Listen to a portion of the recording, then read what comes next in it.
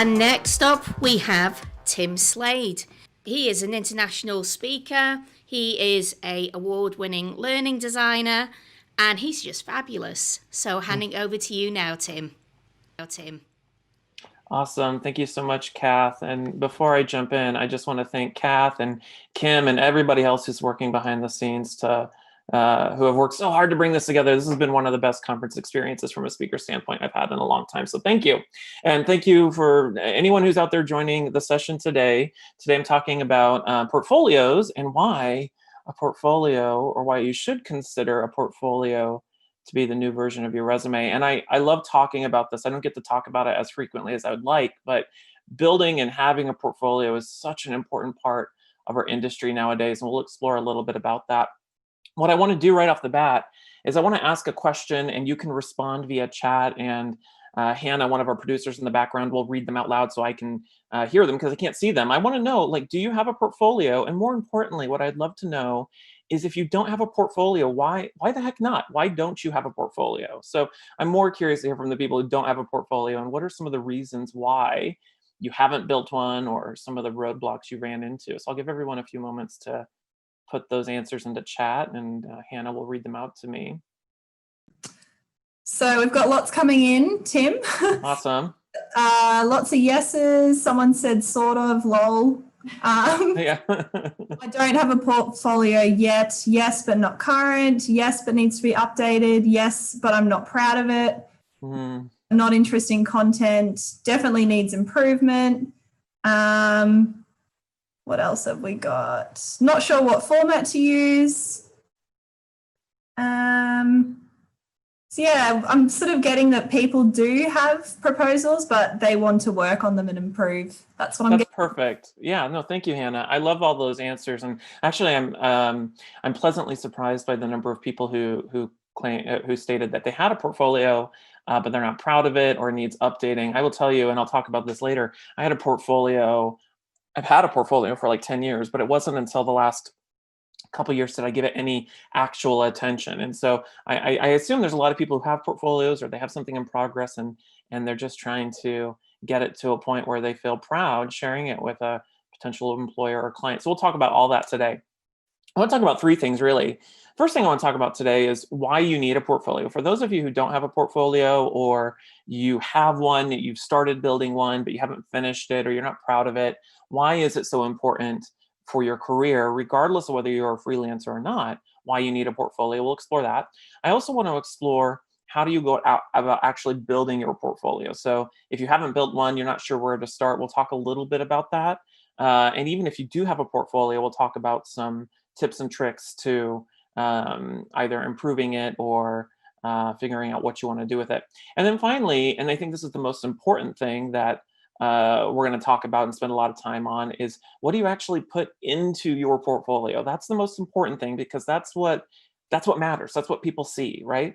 So let's start by talking about why you actually need a portfolio in the first place. I'm not going to spend a lot of time on this, because I think a lot of people have, I think the answer to this question is quite self-evident, but I want to give a brief overview of, I think, what's shifted in our industry to make it so that it's required almost to have a portfolio, why you can't afford not to have one.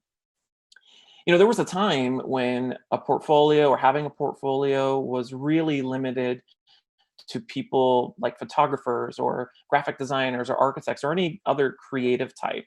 And it wasn't really necessary in our industry to have a portfolio.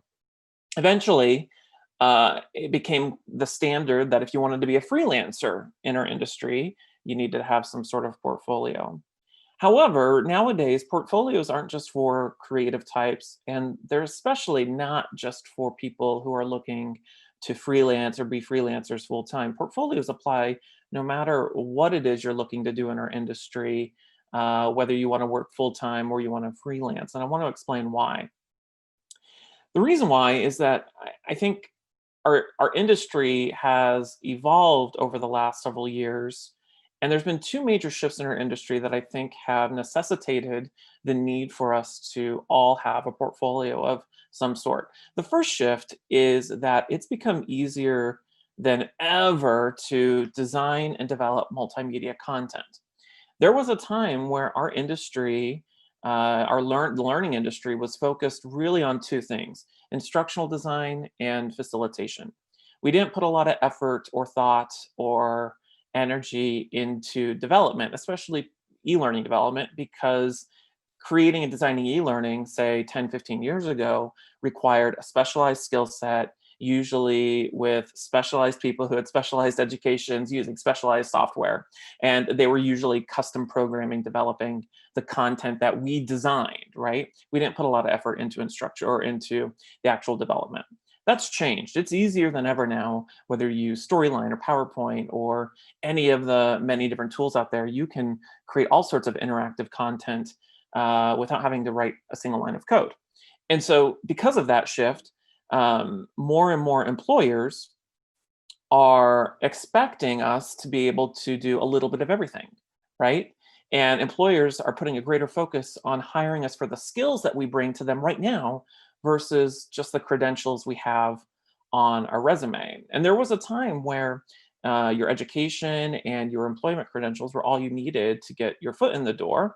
And that still exists to some extent. However, more and more employers, as I mentioned a moment ago, they care more about what you can do right now versus how you got to where you're at. And so as a hiring manager, people are looking at, can you actually build things in Storyline, or can you actually design and develop whatever it is I need you to design and develop, regardless of whether you have 2 years of experience or 20 years of experience. Our industry is focused more towards skills and talents versus just credentials. And so the question is, does that mean that a traditional resume is obsolete or dead? Well, no, I don't think a resume is obsolete or dead. I think it's still an important part of any company's hiring process. But what it does mean is that a traditional resume isn't adequate, isn't an adequate tool for showcasing our skills. Resumes are designed to list credentials, and that's it. So imagine if you were a hiring manager and you needed to hire a really awesome, e-learning developer with good visual design and technical skills. Yeah, your resume might say, hey, I'm a great e-learning designer with amazing technical skills and graphic design skills, and I can use Storyline. But there's nothing about that proves those skills, right? I've hired people before who said they were amazing at things and then come to find out, yeah, that really wasn't the case. And so hiring managers now are expecting people to come to job interviews, or they're hiring freelancers with the minimum expectation that you have some sort of portfolio to showcase those skills that you claim to be so amazing at. So the reason you need a portfolio is people need to see your skills, right? That's the whole purpose of a portfolio, to showcase your skills. And that's why you need a portfolio. All right, so I don't want to spend too much more time on that, on why you need a portfolio. So let's move into the second topic of how do you actually build your portfolio. And what I want to do is I kind of want to take a trip down memory lane and kind of showcase to you the arc of my journey into creating a portfolio. And as I was going through and building this presentation, going through my files, I stumbled across this document. This was a document I created, I want to say back in like 2011 or 2012. And it didn't really dawn on me until recently that this was actually the first example of my portfolio. And it wasn't even really an online portfolio. It wasn't an online portfolio at all. In fact, it was a printed pamphlet that I designed in PowerPoint. And I took this around to different interviews. Every time I'd go to an interview, I'd give this to the hiring manager. And it included, different bits of content about my philosophy on e-learning design and development. It included, pretty screenshots with some impressive words and some impressive graphics. And I even glued a little CD pocket on the back cover where I'd put a CD in, where I burned, when you still burned CDs back in the day, examples of my e-learning work. And as I think about what this really was, it was a printed version of what would be my website and my portfolio, because I didn't know how to do that at the time. All I knew was I could print something, design in PowerPoint, print it out. And I used this for a couple of years. And in fact, as I was thinking about it, every interview I went to where I used this and I brought this, those all resulted in job offers. It always resulted in a job offer, because it was the one thing that differentiated me from everyone else who was interviewing, because all they came with was a resume. I came with proof that I was who I said I was, and I could do what I said I could do. And if I fast forward a little bit later on, I think this was 2012, and I apologize for the poor quality of the screenshot. But this was my first actual website and portfolio. And when I built this, I had no idea what I was doing. I'd never built a website, and I somehow managed to cobble this together. And I think it was iWeb, which was Apple's version of a website builder. And then a few years later, I want to say maybe 2013, 2014, I actually built my first real website this was developed in Adobe Muse, which was Adobe's first introduction to a non-coding website building tool. They've since retired it. And then I eventually moved to WordPress, where I've been ever since. And I actually built an actual website and a blog and a portfolio. I think this was in 2016. And then recently, as 2019 or the end of 2018, I completely redesigned my website and portfolio, and that's what I've had ever since. And so the reason I show this is because a portfolio is not just a portfolio, but your website, your brand, everything that houses who you are. And even if it's just a portfolio, it's a thing that is ever evolving, right? As you evolve as a professional in our industry, so should your portfolio, right? And so there's really two things when we talk about how do you build your portfolio. Before I talk about the tools that are available to you for building your portfolio, if you haven't built one yet, there's two things I want to talk about first. First, how will people get to your portfolio, and what will people see when they get there? And these are really granular, specific questions, but they're really, really important for you to answer right away. And I'm sure many of you saw Ant's presentation the other day on branding, right? I don't want to talk too much about branding, but what domain you choose to use and how you choose to brand yourself, it's an important decision you have to make right away, because once you make those decisions, it's incredibly hard to change them later on. And so the first thing you have to determine is, well, what's the domain? How are people going to get to it, right? And buying a domain, like most things, is easier than ever, whether you go to GoDaddy or you use Google domains. But the thing you want to understand, the decision you want to make, is how do you want to brand yourself with your domain? Because your domain and your website are the cornerstone of your portfolio. It's how people are going to get to it, and it's what people are going to see when they get there. And so there's really two things you have to ask yourself. The first one being is, do you want to brand yourself as an individual, or do you want to brand yourself as an organization or a company? And maybe Ant talked about these two things when he talked about branding. But the reason why these are so important is because those are probably going to have a big impact on the domain name you choose, whether you choose timslade.com or kathellis.com or belvistastudios.com, right? Those decisions you make right away, the decision you make, it's hard to change it later on, because it affects your search engine optimization. It affects how people view you. And so how you make a decision between one or the other depends on a whole bunch of different variables, right? Is your name, if you want to go, as just your name, is it domain friendly? timslade.com, kathellis.com, those are easy domain names to remember, right? But there's a person I know, her name's Roberta Dombrowski. That's not domain friendly, right? People are going to have a struggle spelling that when they put it into their web browser. So if you're going to plan on being, a freelancer during your nights and weekends, maybe just brand yourself with your name. If you want to eventually grow and become an organization and develop, then maybe brand yourself as an organization. But you want to decide early, because it's hard to change that later. So then, once you decide, well, how do you want to brand yourself? The next question is, well, you need to build your website. What are you going to put on it? How are you going to build it? And,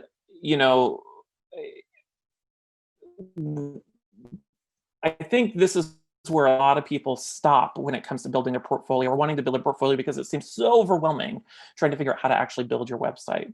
And just like I mentioned a moment ago, it's become easier than ever to develop multimedia content or develop e-learning content. It's equally easier than ever to build a website. The market is saturated with tools that are enabled to help you get up and running with building a website without having to write any code. Like, for example, I have no interest in learning how to code anything, and I intentionally go about my business avoiding any sort of code whenever I have the chance. And so that's why I use WordPress. But there's different services, whether it's Webflow, Wix, Duda, Squarespace, Weebly.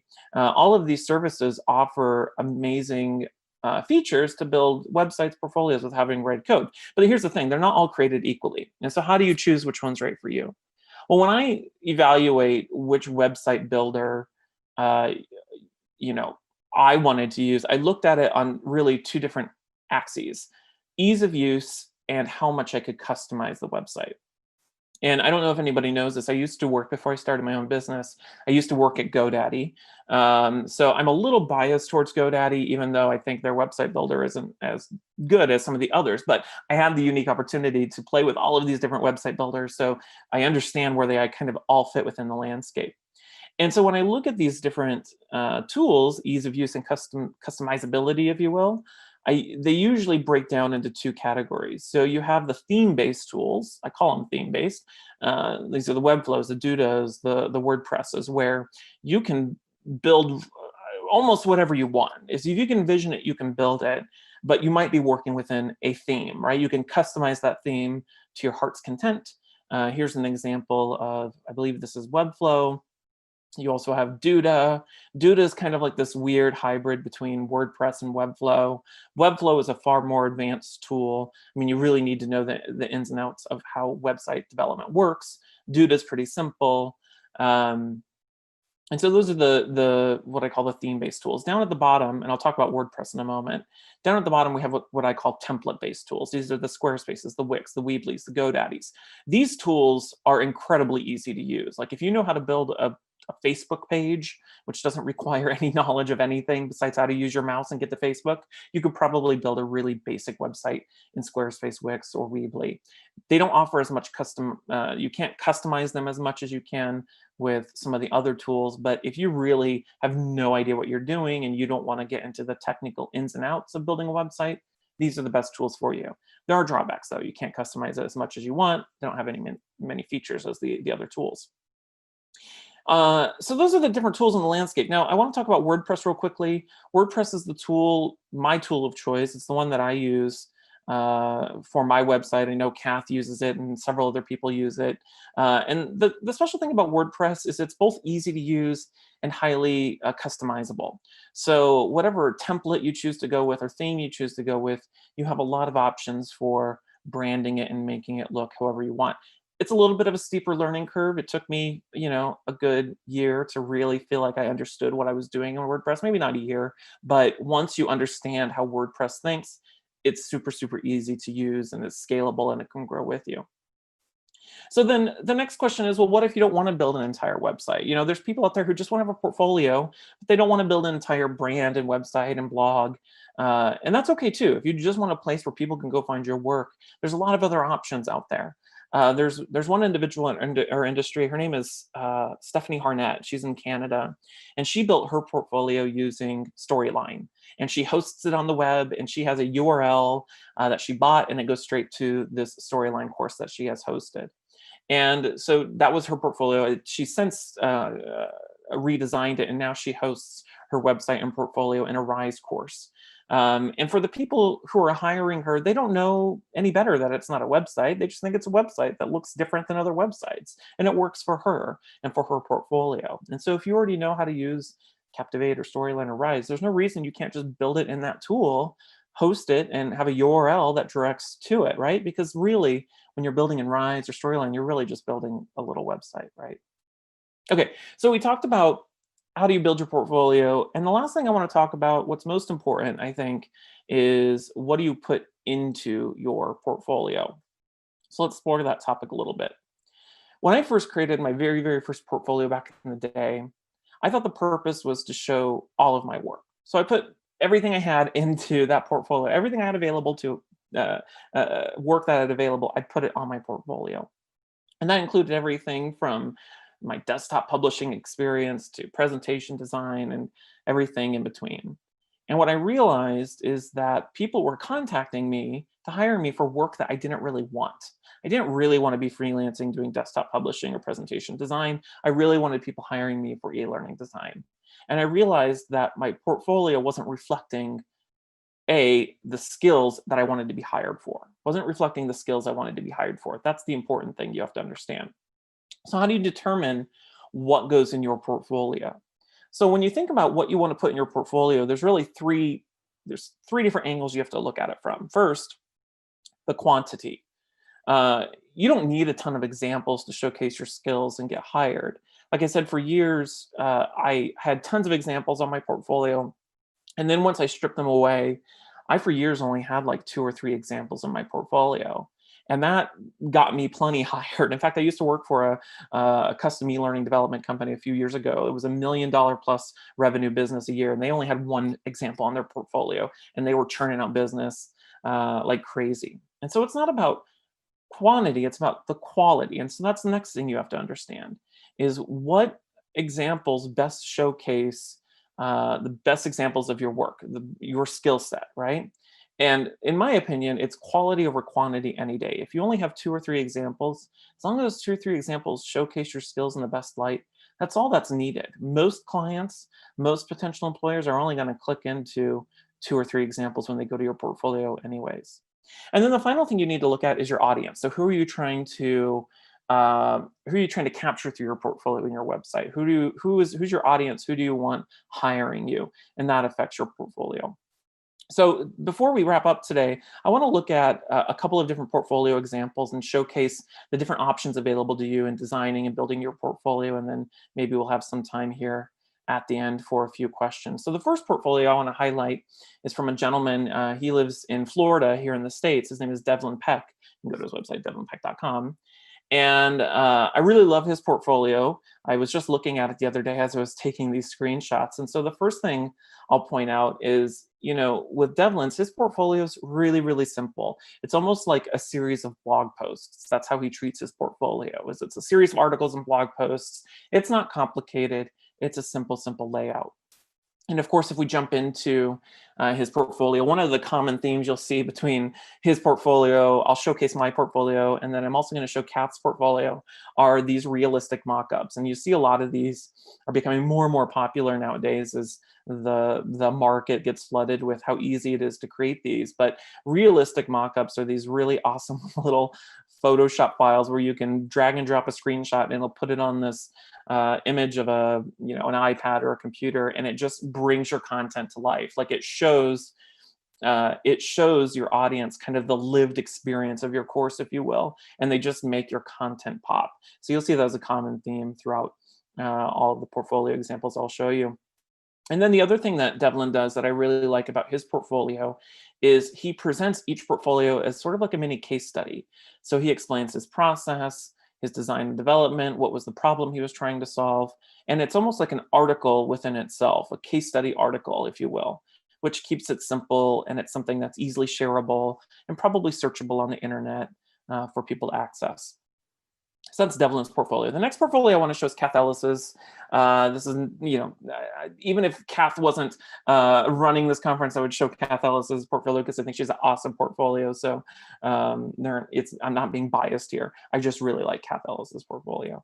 What I like about Kath's portfolio is she does a really good job of balancing quality and quantity. And you can tell right off the bat with her portfolio, she's made it a priority that each time she's done a project that's what I call portfolio worthy, she invests the time to put it on her portfolio. And so when I talk about quality versus quantity, if you can meet both, great. But if you can't, then focus on quality over quantity. Kath does a really good job of balancing both. Just like with Devlin's portfolio, Kath focuses a lot of all of her portfolio really on providing realistic mock-ups, which again just makes her content pop. And she keeps the details of hers simple but relevant. So her portfolio is a little bit different. If you go into each one, it provides a little bit of different information, but she usually has a consistent theme where she provides some simple bullet points about what tools did she use, what skills were used, maybe a paragraph or two, and then some of her portfolios include a link to go view the actual example. That's the other thing you'll notice about a lot of portfolios is not all portfolios have to include a link to the real life example. Sometimes just screenshots and details are good enough to convey whatever it is you're trying to convey about your skill set. And then the final one that I'll show you is my portfolio, right? My portfolio at timslade.com. One of the things that I've tried to do, just like with Kath and with Devlin, is realistic mock-ups. I don't have as many examples as Devlin or Kath. Like I said, I only had like 3 2 or 3 examples for the longest time. So I've been actually working over the last several years to rebuild my portfolio and get more and more examples on it. So we jump into one example. I've tried to mix and match the best of both worlds. So I include screenshots, I include details similar to Kat's portfolio, I include a simple paragraph. But one of the things that I've done on my portfolio in lieu of having a real example to demonstrate is I've created these, what I call these simple highlight videos. They're about a minute long, they're highly animated, they include audio to showcase that example. And I want to show you one. It's about a minute long, so I'm going to have to stop sharing my screen and reshare it so that I can optimize the screen and the audio. So give me one moment and I will show this to you. Give me 1 second. I'll be sharing my screen in just another second. Give me one moment here. All right, so you should be seeing my screen. I'm gonna go ahead and play this video, and it may stream a little slow, so I apologize. So let me go ahead and click next here. We'll play it.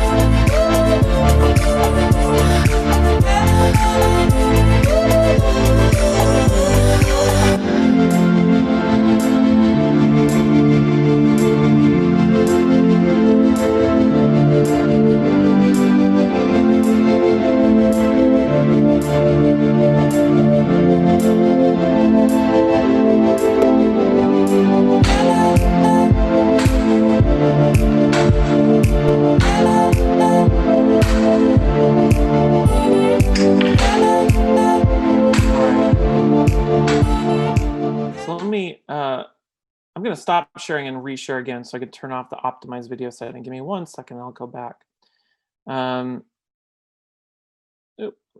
Wrong screen. 1 second. Everyone was loving that video, Tim. We're getting some thank you in the chat. I just want to confirm, what tool did you use to create those highlight videos? We've just got a question in the chat. No worries. So, so the tool I used to create those videos was simply Camtasia. So what I did was, and I've been meaning to create a video or a blog post on them. What I did was I simply did a screen recording of the example, and I downloaded some really cool music from Envato Elements, which is a subscription service I use for graphics and stock photos and audio. And it's essentially a series of really, really simple keyframe animations, making it do those really cool angles. That's it. I mean, they were really, really simple to put together. It probably, once I figured out the format, each one takes me maybe an hour to turn out. So I use Camtasia to create those. Really, really simple. The thing about creating those videos, one thing I've realized about your portfolio is I think about everything from that first portfolio I demonstrated. Let me go to my next screen here.